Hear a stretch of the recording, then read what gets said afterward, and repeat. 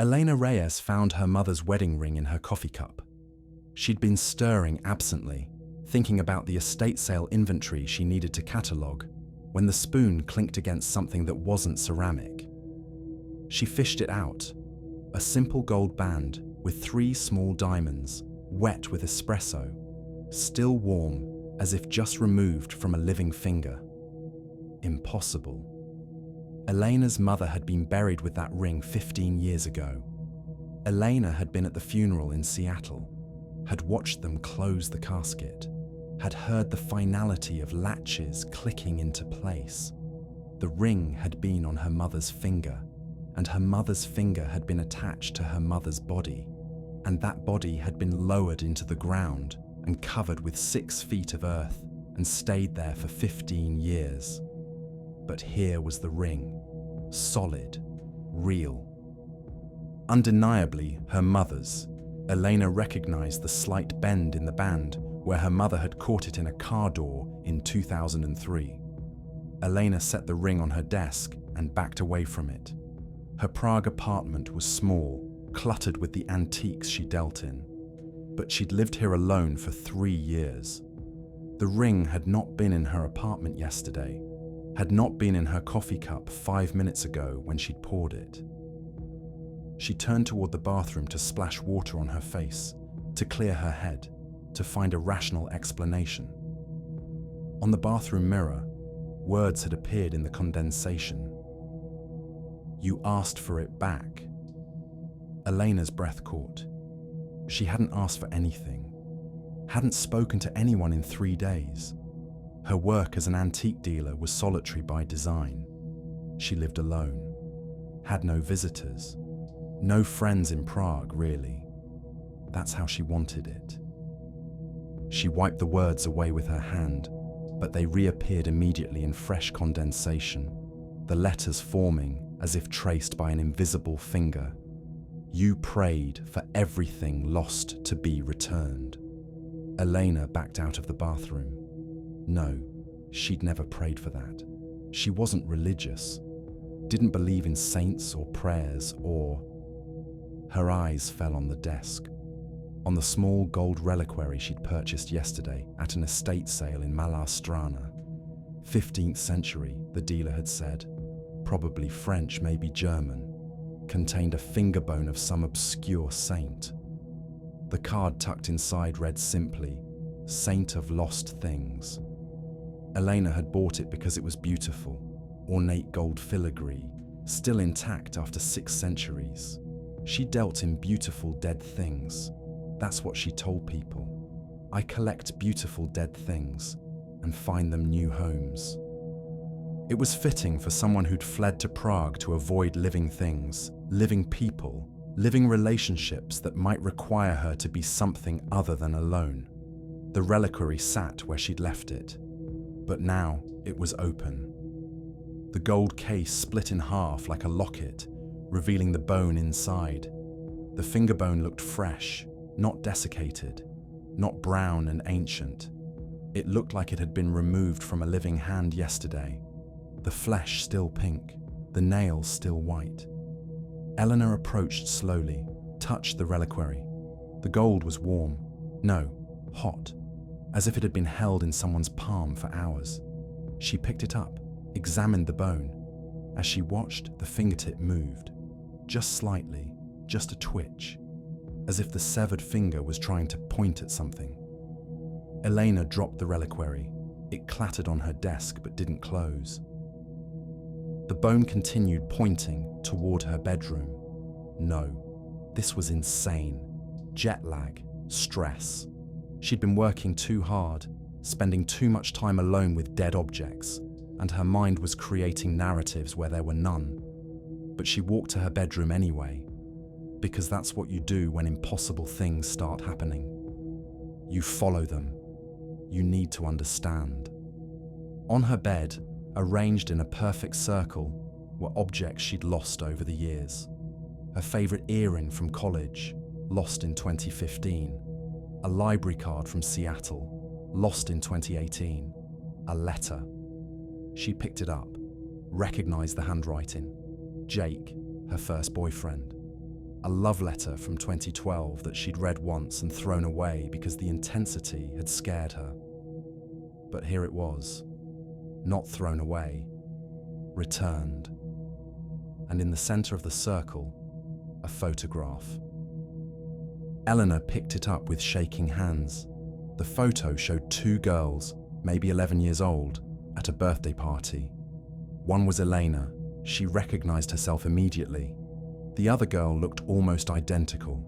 Same dark hair, same eyes, same smile. They had their arms around each other, laughing at something off camera. Elena had never seen this photograph, had no memory of this moment, had no memory of this other girl. But as she stared at the image, something shifted in her mind, like a door opening, like a memory trying to surface, but blocked by something heavy pressing down on it. She turned the photo over, written in handwriting she didn't recognize. Anna and Elena, 11th birthday, 2001. Anna. Elena had never known anyone named Anna, had never had a sister, twin, or otherwise. She was an only child. Her parents had told her that. She remembered being an only child. All her childhood memories were of being alone, always alone, learning to entertain herself, learning to prefer objects to people. But she was holding a photograph of herself with a girl who looked exactly like her on what the caption claimed was their shared 11th birthday. Elena's hands were numb. She set the photo down, returned to the desk, stared at the reliquary. The bone was still pointing, now toward her laptop. Elena opened it, searched her own name plus Anna plus twin. Found nothing. Searched her parents' obituaries. Both had died in 2010 in a car accident. The obituaries listed one daughter, Elena. No mention of Anna. She searched Seattle birth records, found her own birth certificate. February 17th, 1990. One child, Elena Marie Reyes. No twin, no Anna. The photograph must be a mistake, a mislabeling, a picture of her with a childhood friend she'd forgotten. But the girl in the photo looked identical, not similar, identical. Elena touched the reliquary bone. It was hot, fever hot, and as her finger made contact, she felt something else. A memory that wasn't hers, or was hers but had been buried, lost, erased. Two girls in a car, both wearing seatbelts in the back seat. Their mother driving, dark, rainy night. The other car swerving, the impact, the spin, the mother screaming. One of the girls, Elena, crawling out of the wreckage, calling for Anna, but Anna wasn't. Elena pulled her hand back. The memory vanished like smoke. No, she'd been alone in that car. It had been just her and her parents. And her parents had died. But she'd survived. Alone. Always alone. The mirror in the bathroom fogged again. New words appeared. Your sister is still lost. She's been trying to find you. She's been in Prague for 3 years. Elena's vision blurred. Her sister, Anna. She had a sister, had had a sister, who had died in the accident, who her parents had never talked about because the grief was too much, who Elena had repressed completely, had erased from her own memory because what? Because the guilt was too much? Because surviving when Anna died was unbearable? Or because Anna hadn't died at all? Elena looked at the ring on her desk, her mother's ring, returned from her mother's grave, looked at the love letter, returned from the trash, looked at the photograph, returned from where? From a timeline that didn't happen, from a past she'd somehow erased.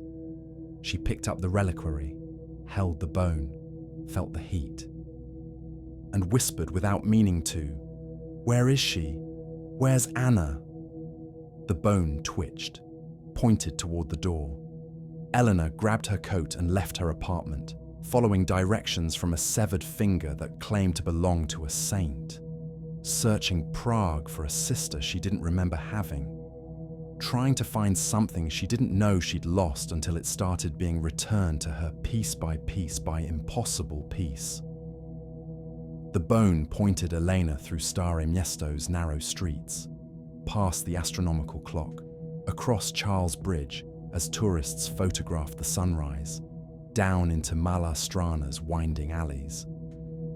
Each time Elena hesitated, unsure which direction to go, she'd pull out the reliquary and the bone would twitch, pointing left or right or straight ahead with absolute certainty.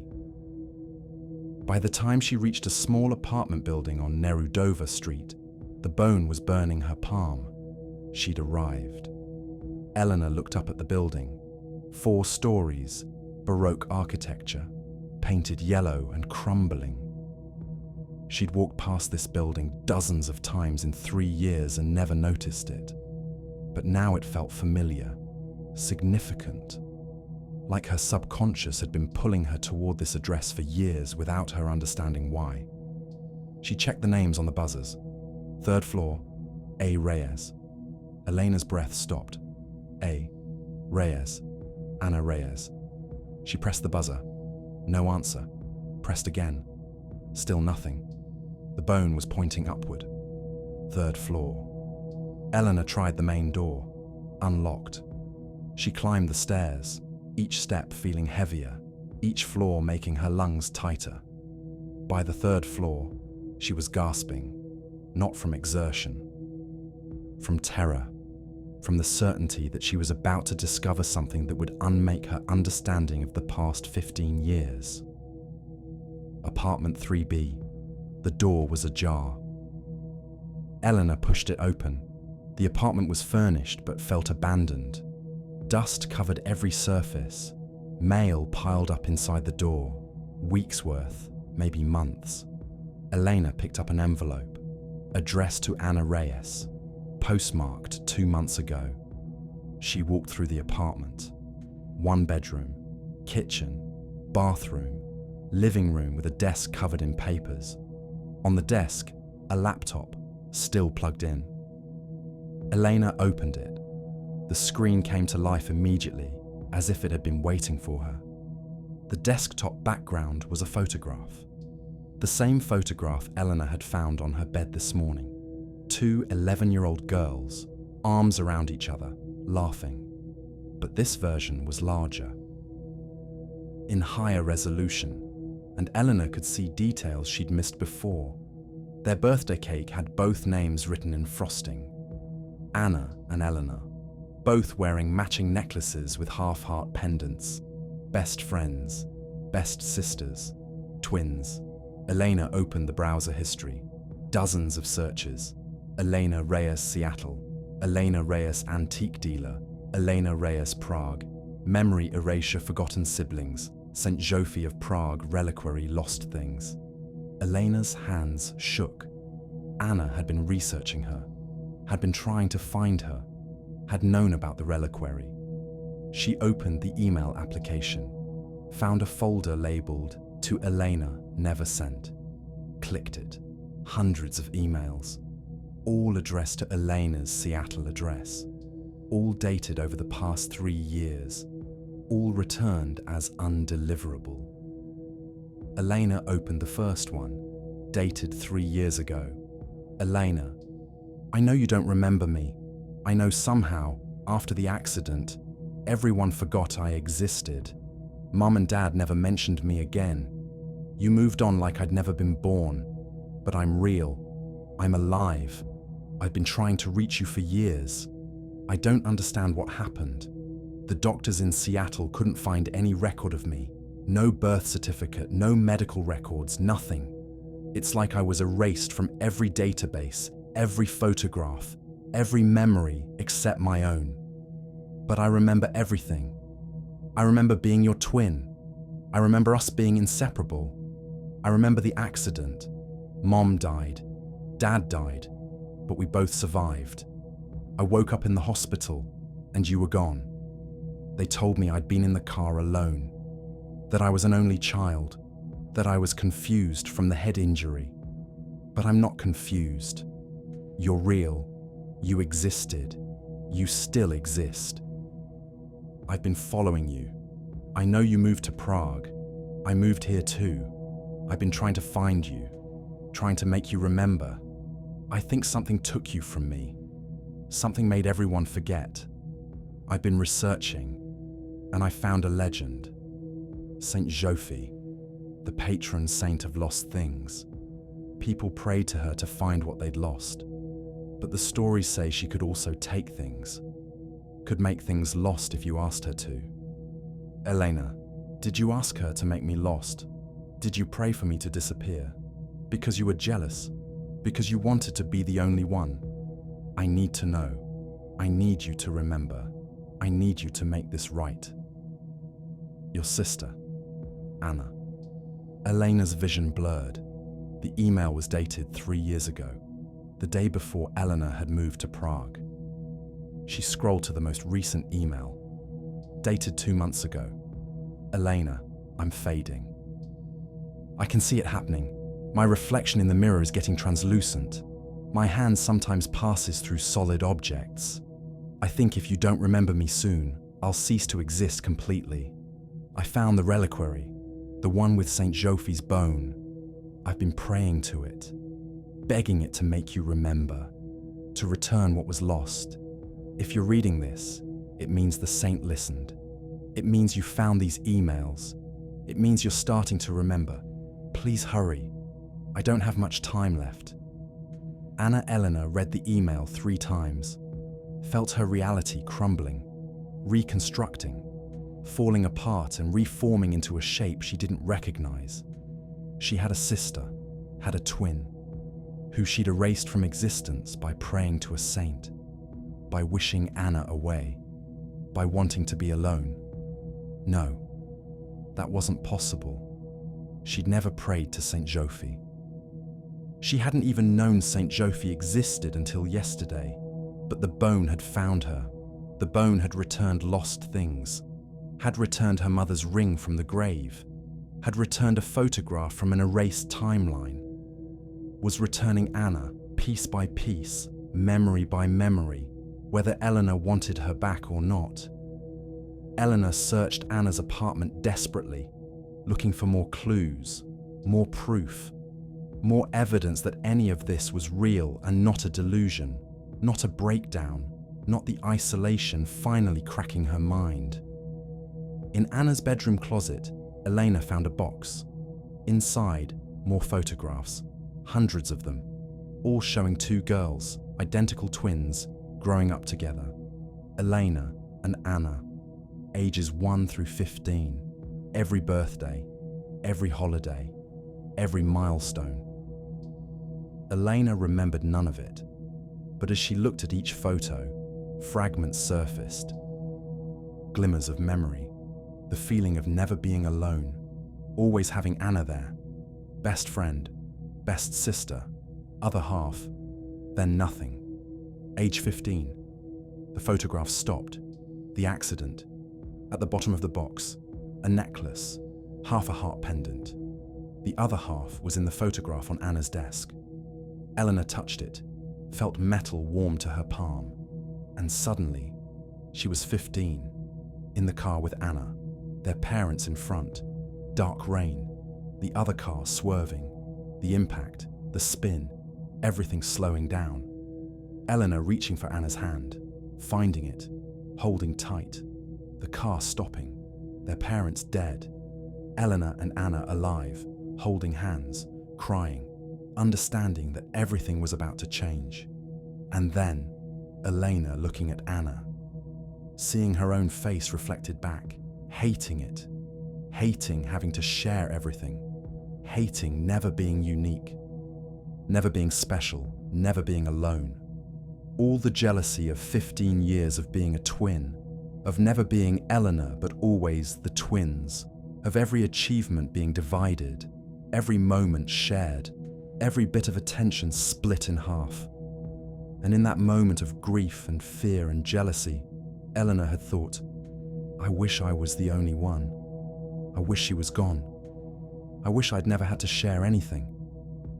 And something had heard, something had listened, something had granted that wish. The memory ended. Elena dropped the necklace, gasped for air. She'd done this. She'd erased Anna, not intentionally, not consciously, but some part of her, in that moment of combined grief and jealousy, had wished Anna away.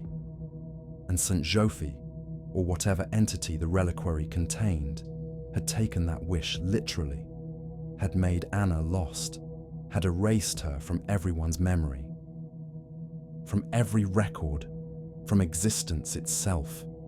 Except Anna was still here, still conscious, still aware, just forgotten, lost, fading. Elena ran from the apartment. The bone was burning again, pointing back the way she'd come, back toward the Old Town Square, the Church of Our Lady before teen. Elena had walked past it 1,000 times, Gothic spires reaching toward the sky, tourist destination, historic landmark. The bone pointed at the church entrance. Elena entered. The interior was dark, cold, smelling of incense and age. Elena walked down the center aisle, the reliquary hot in her hand, the bone pointing toward the back of the church. Behind the altar, stairs descended into darkness. The crypt. Elena descended. The temperature dropped. The stone walls closed in. At the bottom, a chamber, and on the far wall, behind glass, a shrine. Saint Žofie, patronka stracených věcí, Saint Žofie, patron of lost things. The shrine showed a painted image, a young woman, maybe 16, lying in a coffin with her hand emerging from the top, one finger pointing skyward. Below the image, text in Czech and Latin. Elena's phone translated, Žofie of Prague, born 1412, died 1428, accused of witchcraft for her ability to find lost objects, condemned to be buried alive at the crossroads of Karlova and Liliovar. Before burial, she swore she would return everything that was lost, including what people chose to lose. Her finger remained exposed above ground for pilgrims to touch. After her death, the finger was removed and placed in a reliquary, where it continued to grant prayers. The church attempted to destroy the relic multiple times, but it always reappeared. All who possess the bone report the same phenomenon. Everything lost will be returned. Everything. Elena's hands shook. She'd bought the reliquary yesterday, had taken it home, had unwittingly activated it just by owning it. And the bone had started returning what Elena had lost, including Anna, the sister she'd lost by wishing her away. Behind Elena, a voice. You're finally starting to remember. Elena turned. A girl stood in the crypt entrance. 17, maybe 18. Wearing clothes from 1428, simple dress, hair covered, but her skin was grey, translucent.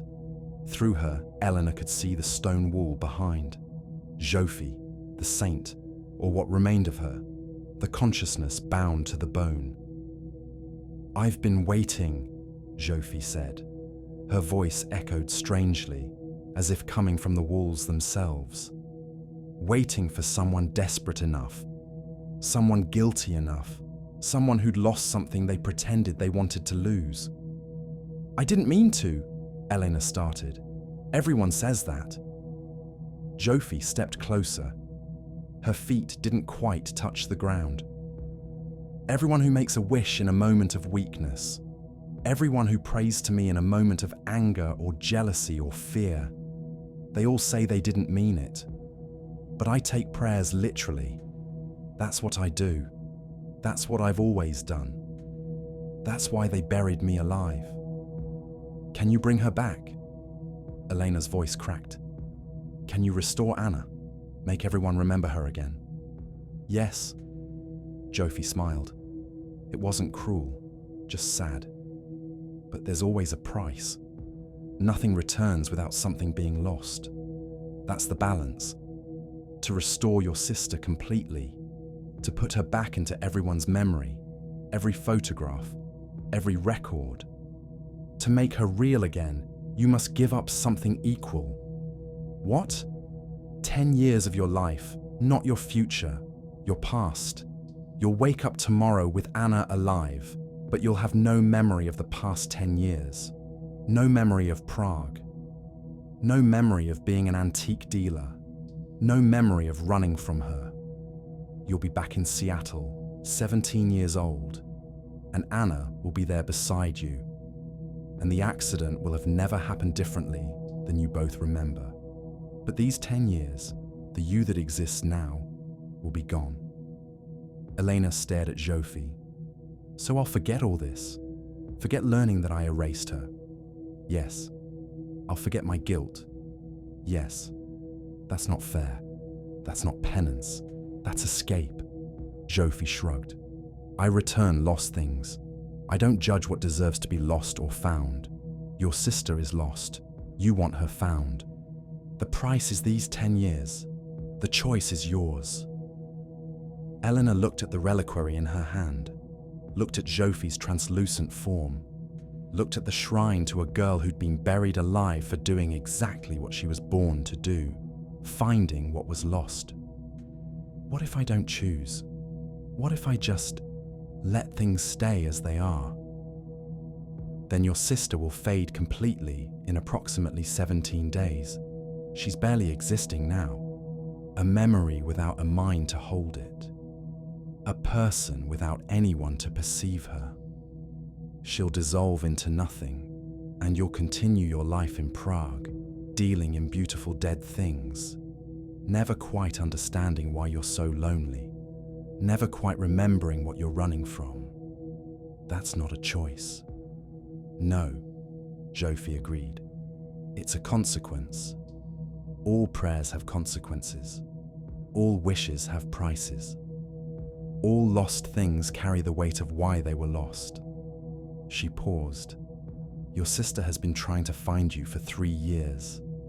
She's been fading for 3 years, sending letters you never received, standing on street corners hoping you'd recognize her, watching you walk past her apartment building, invisible to you, trying to scream your name with a voice no one could hear. Elena's chest tightened. She knew. She knew I'd erased her. She knew someone had. She suspected it was you. The jealousy was never one-sided, Elena. She felt it too. The burden of being a twin, never being unique. But she never wished you away.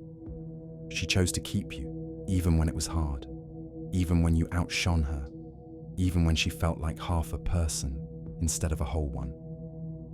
Elena closed her eyes, felt tears hot on her face. Where is she now? Waiting for you. Where else? At the place you lost her. Elena took a taxi to the Seattle Memorial Park's Prague equivalent. She'd learned that the accident hadn't happened in Seattle. It had happened here 3 years ago, the night Elena first arrived in Prague. That was the real accident, not the one that killed her parents when she was 15. A different accident, the real one she'd been running from. The memories were returning now, unbidden. The bone was forcing them back, 3 years ago. Elena and Anna, both 25, had come to Prague together. Sisters' trip. Healing trip after a decade of estrangement. They'd been trying to rebuild their relationship after years of jealousy, competition, distance. They'd been in a taxi, late night, rain, the other car swerving, the impact, both of them thrown. Anna injured worse, unconscious, Elena standing over her sister's body, seeing blood, seeing pain, seeing her own face reflected in Anna's unconscious face and feeling that old familiar jealousy rise up. Why do I have to share even this? Why can't I just be me, alone, without having to carry someone else's pain? And she'd wished, had prayed to something she didn't know existed, had begged the universe, make her go away, let me be alone. Let me not have to share this anymore. And Žofie had heard, had granted the wish, had made Anna vanish from the ambulance, from the hospital records, from every photograph on Elena's phone, from Elena's own memory. Anna had woken up alone in a Prague hospital, invisible to everyone except herself. And Elena had woken up in her apartment believing she'd come to Prague alone, had always been alone. Preferred being alone. 3 years of Anna trying to break through the erasure. 3 years of Elena unconsciously avoiding the one apartment building where Anna lived, the one church where Anna prayed for someone to remember her, the one street corner where Anna stood every day hoping Elena would finally see her. Elena arrived at the address Žofie had given her, not a memorial park, a crossroads, Karlova and Liliova, where Žofie herself had been buried in 1428. Anna stood in the center of the intersection, so translucent now that Elena could see cars passing through her. Drivers didn't swerve. Pedestrians walked through her without noticing. She was more ghost than person, more memory than flesh. But when Anna saw Elena, really saw her looking back, Anna's face transformed. Elena. Her voice was barely a whisper. You remember? I remember. Elena crossed the intersection, reached for Anna's hand. Her fingers passed through at first, then caught. Solid. Real. For a moment. I'm almost gone, Anna said. I can feel it. A few more days and I'll be completely erased. Not dead. Worse. Unexisted. Never was. Žofie offered me a trade. 10 years of my memories. I'll forget everything. Prague, the guilt, learning what I did. But you'll be restored. Everyone will remember you again. We'll be back in Seattle, both alive, both 17, like none of this ever happened. Anna looked at her. You do that? Give up 10 years. Those 10 years were hollow anyway. I've been running, hiding, collecting dead things instead of building a living life. What have I really done in 10 years that's worth keeping? But you'll forget that you erased me. You'll forget what you're capable of. What if you do it again? What if the jealousy comes back and you wish me away again, and I have to go through this all over? Elena had thought of that. Žofie, she called. The saint appeared beside them, still translucent, still wearing her medieval dress. If I give up the 10 years, will I make the same choice again? Will I erase Anna again? I can't predict human hearts, Žofie said, but I can add a condition. If you choose this trade, I'll bind you both together. You'll never be able to erase each other again. Your existences will be locked. If one fades, both fade. If one remembers, both remember. You'll truly be twins, indivisible. That's a cage, Anna whispered. That's safety, Elena countered. You'll never be able to leave me, even if you want to, even if the jealousy comes back, even if you hate me, we'll be bound forever. Elena looked at her sister, her twin, her mirror, her other half that she'd spent years trying to cut away. Maybe that's what I need. Maybe that's what we both need. To stop trying to be separate, to accept that we're meant to be together. Or maybe you're just choosing a different cage because you're guilty. Maybe. Elena squeezed Anna's hand, felt it solid for a moment, then slipping toward translucence again. But I'm choosing. That's the difference. Not wishing you away in a moment of weakness. Not praying for you to disappear. Choosing, consciously, to be bound to you. To share existence. To never be alone, yes, but also to never be able to abandon you again. Anna's eyes filled with tears that looked like glass. It's not fair that you forget. It's not fair that you don't have to live with what you did. I know. I want you to remember. I want you to carry this. I want you to feel guilty every day for 3 years of making me invisible. I know. They stood facing each other in the crossroads. Two sisters who looked identical. One solid and one fading. One guilty and one hurt. Both tired of carrying the weight of being twins who'd never quite learned how to be two people instead of one split in half. Žofie waited. Patient. She'd waited 6 centuries. She could wait another minute.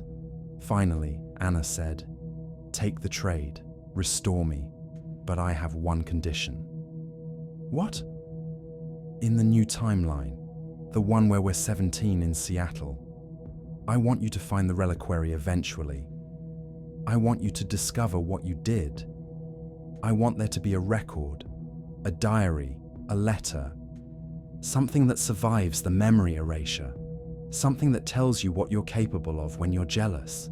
So you'll know, so you'll always know. That defeats the purpose of forgetting. That's the price. Anna's voice was firm. You get to restore me, but you don't get to escape the knowledge. Someday, somehow, you'll find out, and you'll have to live with it, while also living with me, forever bound, unable to erase me again. Elena looked at Žofie. Can you do that? Leave a record that survives the timeline change? Yes. I can leave this conversation in a letter, dated and sealed, hidden in your apartment in Seattle. You'll find it when you're 25, 10 years from the restart, the exact age you were when you made the wish. It will wait for you, and when you read it, you'll know what you did, what you're capable of. What price Anna paid for your jealousy? That's cruel, Elena whispered. That's fair, Anna countered. Elena nodded. All right, I agree. Restore Anna. Bind us together. Take my 10 years, but leave the letter. Let me find out what I did. Žofie smiled. You're the first person who's ever agreed to remember their sin after paying for it. Most people prefer the clean slate, the escape from guilt. I don't want to escape, Elena said. I want to learn. I want to be better. I want 10 years to be better before I find out how terrible I can be. Then it's done. Žofie raised one translucent hand. The bone in the reliquary, still in Elena's pocket, began to burn. Fever hot. Consuming hot. Elena gasped, tried to pull it out, but her hands wouldn't move. Her body wouldn't obey. Anna grabbed her hand. Together, she said. Together, Elena agreed. The crossroads began to spin. The cars became blurs. The pedestrians became ghosts. Prague dissolved. The present dissolved. And Elena felt memories being pulled from her mind like threads from cloth.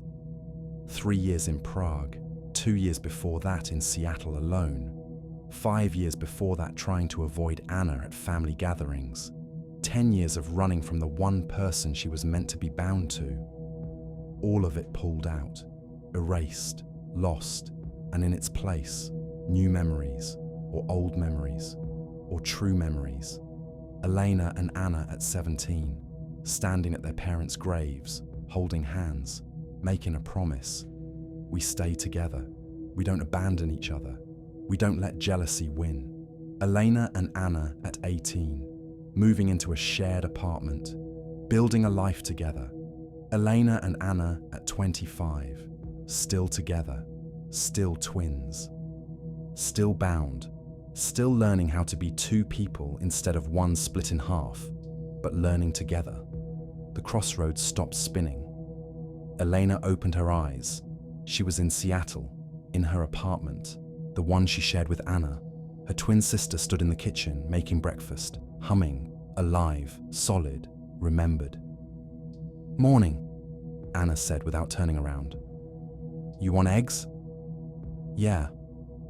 Elena's voice sounded strange, young, 17. Thanks. She looked around the apartment. Familiar, safe, home. On the desk, a stack of antique catalogues. She dealt in antiques, they both did. It was their shared business. Reyes sisters, antiques. They'd built it together over 8 years. 8 years. Elena tried to remember. Could recall broad strokes, but not details. Everything before age 17 was clear. Everything after was present, known. But not examined, as if her memories from 17 to 25 were there, but covered in fog. She didn't question it, didn't probe, just accepted that this was her life, had always been her life, a life with Anna, a life together. Then Eleanor's eyes fell on something on the desk, a small gold reliquary, 15th century, beautiful. They'd acquired it last week from an estate sale. The card inside read, "Saint of Lost Things." Eleanor picked it up, felt drawn to it, felt the gold warm to her palm, and whispered without meaning to, "Everything lost will be returned." The bone inside twitched. In the kitchen, Anna dropped a plate. It shattered on the floor. "Eleanor." Anna's voice was strange, frightened. "Why did you say that?" "I don't know." Elena set the reliquary down quickly. "It just came to me." Anna crossed to the desk, looked at the reliquary. Her face went pale. "Where did we get this?" "Estate sale. Last week. Don't you remember?" "No." Anna backed away from it.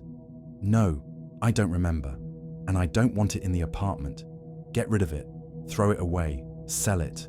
I don't care. Just get it out." Eleanor was about to ask why when she noticed something on the desk. Beneath the reliquary, a letter, old paper, sealed with wax, addressed in handwriting she didn't recognize. To Elena Reyes. To be opened on your 25th birthday, February 17th, 2015. Today's date was February 16th, 2015. Tomorrow was Elena's 25th birthday. "What's this?" Elena asked, holding up the letter. Anna stared at it. "I don't know. I've never seen it before. Where did it come from?" "It was under the reliquary." Anna's hands shook. "Don't open it. Please. I have a bad feeling. Just throw it away. With the reliquary. Get rid of both of them." But Elena's fingers were already breaking the seal. She couldn't stop herself. Needed to know. Needed to understand why a letter addressed to her future self had appeared in her apartment the day before her birthday. She unfolded the paper, read, and remembered everything. The wish, the erasure, the 3 years Anna spent fading, the crossroads, the trade, the promise to leave a record. Elena looked up at Anna with horror. "Oh God, Anna, What? What does it say?" Anna tried to grab the letter, but Elena pulled it back. "I erased you 3 years ago in Prague. I wished you away because I was jealous. Saint Žofie made you disappear from everyone's memory, including mine. You faded for 3 years trying to find me. And then I traded 10 years of my memories to restore you, but asked Žofie to leave me this letter so I'd know what I'd done." Anna's face went white. "That's not possible. That's not... We were never in Prague. We've been in Seattle our whole lives. Together. Always together. That's what I traded for. A new timeline, where we never separated, where I never erased you. But the real timeline was different, and this letter is the proof." Elena held it out. "Read it. It's in my handwriting. From the other timeline, the true one." Anna read the letter. Her hands trembled. When she finished, she looked at Eleanor with eyes full of tears and rage and something that might have been betrayal. "You erased me. Yes. For 3 years, I didn't exist. Yes. And I asked you to remember. Asked you to know what you did. So you'd carry it. So you'd never forget. Yes." Anna looked at the reliquary on the desk. "And that thing is the reason. That bone, that saint. We should have thrown it away. Should never have brought it home. But we did, and I opened the letter, and now I remember. Eleanor's voice broke. And I'm so sorry. I'm so... Sorry doesn't bring back 3 years of not existing. Anna's voice was cold, flat. Sorry doesn't make me forget what you're capable of when you're jealous. Sorry doesn't... She stopped, looked at her hands. They were shimmering, becoming translucent. Anna? Eleanor grabbed for her sister. Her fingers passed through. No. Anna's voice was fading. No, this isn't... We made a trade. We're bound. I'm supposed to be real again. I'm supposed to... Žofie! Elena screamed. What's happening? We had a trade! The saint appeared in the corner of the apartment, still translucent, still wearing her medieval dress, still patient after 6 centuries. The trade was that your sister would be restored in the timeline where you're 17, Žofie said calmly. But you just opened the letter. You just remembered the original timeline. And remembering creates a paradox. If you remember erasing her, then in some sense, you still exist in the timeline where she was erased. And if that timeline still has weight, still has reality, then Anna must still be fading in it. That's not fair, Elena shouted. You said the trade was final. You said... I said I would restore her. I did. But I also said you wanted to remember your sin. You insisted on the letter. And now you've read it. And memory has power. Memory creates reality. You've pulled the original timeline back into existence by remembering it. And in that timeline, your sister is still lost. Anna was almost completely translucent now, nearly gone. She looked at Elena with an expression that was half anger, half resignation. You chose to remember, Anna said. You chose guilt over me. No, I chose to learn. I chose to be better. You chose yourself. Again, Anna was fading. You always choose yourself. Anna, please. But Anna was gone, dissolved, unexisted, again.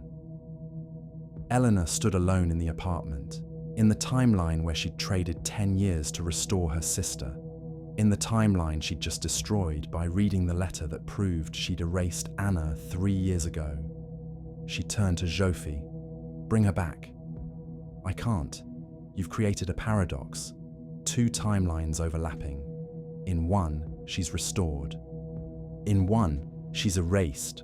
Your memory is holding both true simultaneously. That's impossible. Reality is collapsing the paradox by removing the impossible element, your sister. Then take my memory again. Make me forget the letter. Restore the timeline where Anna exists. If I take your memory, the letter will still exist. You'll find it again. Read it again. Create the same paradox again. The only way to resolve this permanently is to choose. Do you want your sister restored and your guilt erased? Or do you want your guilt preserved and your sister erased? You can't have both. Eleanor looked at the reliquary on the desk, at the bone inside, at the saint who took prayers literally, who returned lost things without mercy, who granted wishes without checking if they were truly wanted. She thought of Anna's face, translucent, fading, accusing. You always choose yourself. And Eleanor understood. This was the true price. Not 10 years of memory, not even 3 years of Anna fading. The price was this choice, forever choosing between self-knowledge and Anna's existence, forever having to sacrifice one to preserve the other. Because Eleanor couldn't be a good person and have Anna. She could only be a person who didn't know she'd erased her sister and have Anna, or be a person who knew she'd erased her sister and lose Anna forever. Žofie was offering one final trade: guilt or sister, self-awareness or relationship, truth or love. That's impossible, Eleanor whispered. That's cruelty. That's consequences. Žofie's voice was sad, ancient, tired. I told you, all prayers have consequences. All wishes have prices. All lost things carry the weight of why they were lost. So what do? You choose. Do I take your memory and restore your sister? Or do I leave your memory and your sister stays erased? Elena looked at her hands, solid, alone, again. She'd spent 10 years running from Anna, 3 years invisible to Anna, 8 years, in this timeline, living with Anna. And now, back to alone. Because she'd chosen to remember, chosen truth over comfort, chosen self-knowledge over ignorance. And in choosing to remember, she'd killed Anna a second time. Elena picked up the reliquary, held the bone, felt it warm to her palm. I choose, she paused. I choose to remember. Keep my guilt. Let Anna stay erased. Žofie's eyes widened. You're choosing yourself? After everything? No, I'm choosing to carry what I did. I'm choosing not to escape. I'm choosing to live with the knowledge that I erased my sister twice. Once through jealousy, once through pride. I don't deserve to forget. I don't deserve to have Anna back. I deserve to carry this forever. That's not nobility, Žofie said softly. That's self-punishment. That's another kind of selfishness. I know. Elena's voice broke, but it's the only choice I can live with. If I forget, I'll do it again. If I remember and she's here, I'll kill her by remembering. So I remember alone. I carry it alone. And maybe that's what I was always meant to do. Be alone. Finally accept that I'm meant to be alone. Žofie looked at her for a long moment, then nodded. So be it. Your sister will remain erased. You will remember everything, and this letter will remain as proof. You'll read it every year on your birthday. You'll never escape what you did. Good. And one day, you'll find another relic, another saint, another prayer, and you'll be tempted to wish for her return, and the cycle will begin again. I know. And you'll still make that wish. Elena looked up. What? You'll make the wish. In 10 years, or 20, or 30. Because you're human. Because guilt eventually becomes unbearable. Because loneliness eventually wins. And when you make that wish, I'll grant it. And Anna will return. And you'll remember what you did. And she'll fade again. And you'll trade your memory again. And the paradox will collapse again. And you'll choose to remember again. And we'll be right back here. Forever. Until one of you gives up. Until one of you stops fighting to be both guilty and loved. Elena's knees buckled. She sat on the floor. That's hell. That's the price of praying to be alone when you're meant to be together. Žofie knelt beside her. That's the price of being a twin who wishes away her twin. That's the price of lost things. They're lost for a reason. And returning them always costs more than keeping them lost. So I'm trapped, forever cycling between forgetting Anna exists and remembering I erased her. Unless you make a different choice. What choice? Žofie held out the reliquary. Destroy the bone, break the relic. Free me from 600 years of granting prayers. End the cycle. You'll never be able to wish for Anna again. She'll stay erased. You'll stay guilty. But the cycle will end. Elena looked at the reliquary, at the bone inside, at 600 years of lost things returned, and prayers granted, and consequences rippling across time. If I destroy it, does Anna come back? No, she stays erased. This timeline stays real. The timeline where she exists ceases to be a possibility. You've chosen memory over her existence. That choice is final. And I live with that forever. Yes. Elena took the reliquary, held it in both hands. The bone was hot, burning, alive, She could destroy it, could end the cycle, could accept that she'd erased her sister and would never get her back, could live in guilt forever, could be alone forever, could stop running, stop wishing, stop trying to fix what she'd broken, or she could keep the relic, could let the cycle continue, could eventually wish for Anna again, could trap herself in an infinite loop of restoration and erasure, memory and forgetting. Guilt and love traded back and forth across collapsing timelines until one of them finally gave up.